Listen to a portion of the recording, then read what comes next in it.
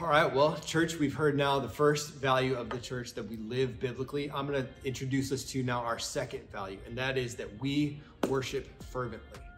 Worship is something that we believe changes us. In John 4:24, it says that God is spirit, and those that worship him must worship in spirit and in truth.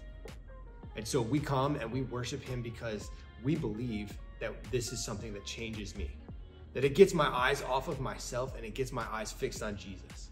Every single worship service we ever do has three big elements that we have.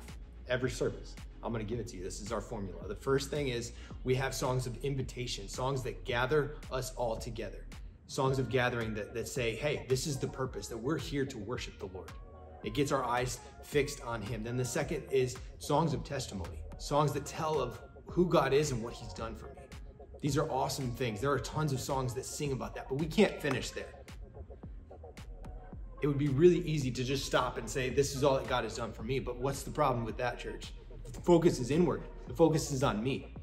And so the last place that we always end up arriving is a place of vertical worship, a place where our eyes are fixed completely on Jesus.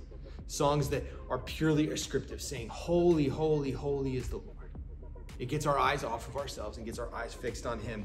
I want to turn real quick to Acts chapter 16. This is a great picture of how worship is here at Christ Community Naples. It says this: about midnight, Paul and Silas were praying and singing hymns to God. Now, they're in prison, by the way. And the prisoners were listening to them, and suddenly there was a great earthquake, so that the foundations of the prisons were shaken.